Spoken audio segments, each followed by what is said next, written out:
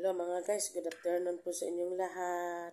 Kumusta na po kayo mga guys? Ako po nagbabalik sa aking YouTube channel, Chelsea Tatibilab.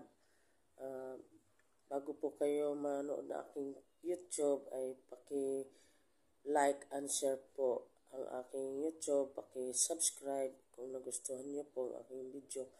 Ang maisishare ko lang po sa inyo mga guys ay tungkol sa pampaswerte o pangontra sa usog, sa pangontra sa lamang lupa, ang pangontra sa mga bati, ang tungkol sa sili. Ito po ang sili na ito. Kuha lamang po kasi inyong bakura na sili. Kung wala kayong sili, ay bumili na lang po kayo sa inyong palengke. Ito po guys, ang siling labuyo. Ito po ay nagbibigay swerte po ito. Baon-baonin niyo po ito sa inyong bulsa mga guys.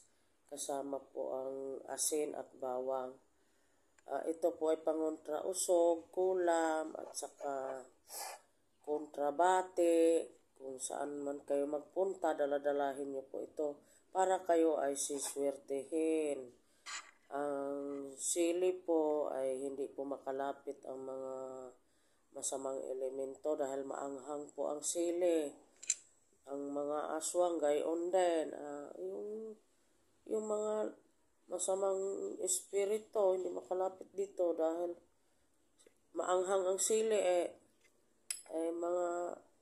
ang asin, hindi rin sila makalapit dahil ang asin nagtataboy ng mga negatibong enerhiya, naghahatag ito ng positibong kaswertihan ang asin. Ang asin po ay bawal lamang po ipamimigay ang asin. Kung kayo po ay may humihingi sa inyo ng asin, bibigyan nyo na lamang po ng 5 piso, ay bumili kayo ng asin doon.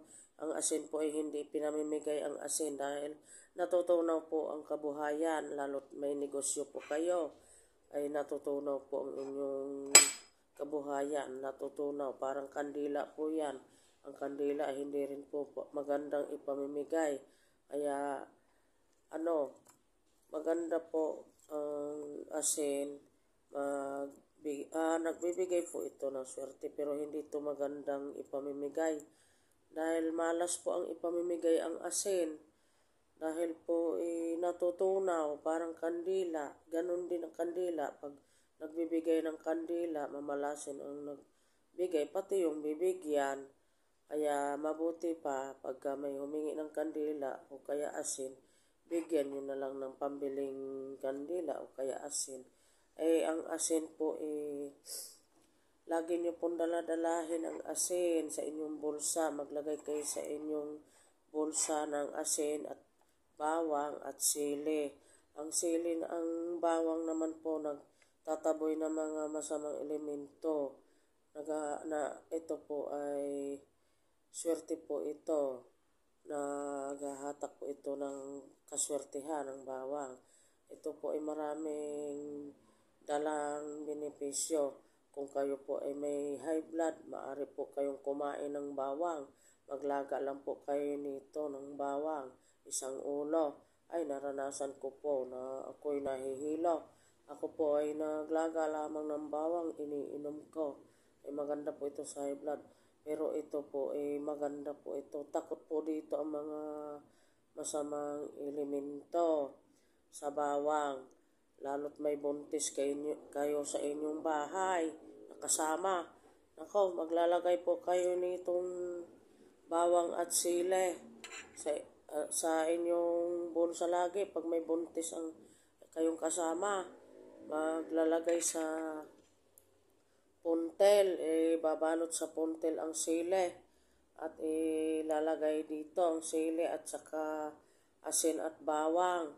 Ilalagay dito, balutin ng plastic para hindi mabasa. Tapos ipordible. Tapos dadasalan nyo po ang asin at bawang at sili haharap kayo sa silangan na gagawin nyo po ito, ang pagganap ng pampaswerte o pangontra usog, kulam at pangontra sa bate.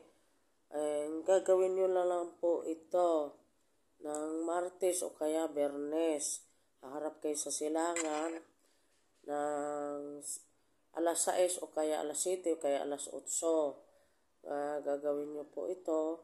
Kayo po ay magdadasal, ibabalot nyo po muna ito sa tilang pula, tapos tatahiin, ito po, tapos ang bawang ilalagay dito, tapos asin, ilalagay dito ang asin, tapos ibabalot po, bawal po malaglag ang asin sa sahig, ibabalot nyo pong pag ganun ang asin. Tatahiin nyo po para hindi maglaglagan ito. Tapos harap kayo sa silangan, dadasalan nyo ng Ama namin, Baginong Maria, sumusumpalataya, at magwiwis kayo.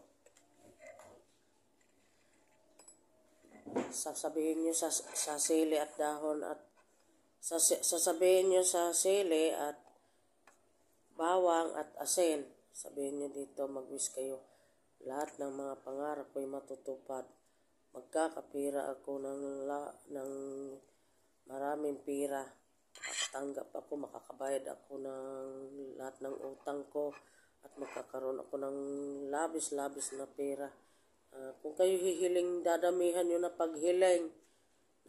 Dadamihan nyo na, lubos-lubosin nyo ng magwis. Kasi libre namang mangarap. Huwag niyong lagyan ng 50-50. Huwag niyong sabihin, sana matupad ang aking pangarap. Huwag. Sabihin niyo, matutupad lahat ng aking mga pangarap. Magkakaroon ako ng maraming pira. Makakabayad ako sa lahat ng pagkakautang ko. At ako ay makakalaya na sa lahat ng mga pagkakautang. At ako ay malayo sa lahat ng masama at kapamakan karamdaman, lalong-lalo na sa aking buong pamilya. Lahat ng aking buong pamilya ay maging masaya, malusog, malakas, masiglat, mabuhay. At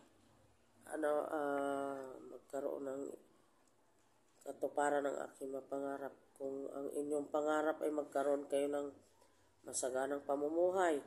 Halimbawa, matupad ang inyong pangarap na kayo ay may negosyo. Lalago ang inyong negosyo. Magkaroon kayo ng maraming customer. Ganun lang po ang pagganap ng inyong pampaswerte. Kung kayo po ay may anak na pasaway, halimbawa, may anak kayong pasaway, i-wish nyo po dito sa dahon sa sili at asin at bawang, i-wish nyo po dito. Halimbawa, ang anak nyo ay laging pasaway, sasabihin nyo dito sa bawang at asin at sili, maging mabait ang aking anak. At siya ay maging masunurin na. Hindi na siya maging pasaway. At siya ay maging mabait na. Susunod na sa lahat ng utos. At halimbawa, magsusugal ang inyong anak. I-wish nyo po dito.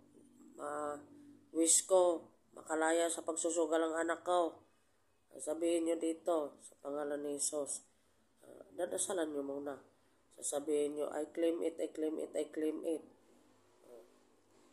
Then, tapos, tatahiin nyo po ang tela pinabalot dito. Tapos, daladalahin nyo po kung saan man kayo magpunta. Ay, siswertihin po kayo. Kung kayo ay magpapataya o mananaya, ay lagi nyo itong daladalahin. Talagang siswertihin kayo. Kung kayo ay may trabaho, siswertihin din kayo sa trabaho nyo. Yun lang po mga guys, ang aking may sisir sa inyo. Ang tungkol sa sili at asin at bawang. Paswerte at pangontra, kulam, usog at barang. Yun lang po mga guys. Sana magustuhan nyo pong aking video. Kung ito, please like and share, comment. Kung hindi nyo po magustuhan mga guys, manood na lang kayo ng iba pang video. Skip nyo na lang po ang aking video. Maraming salamat mga guys. God bless.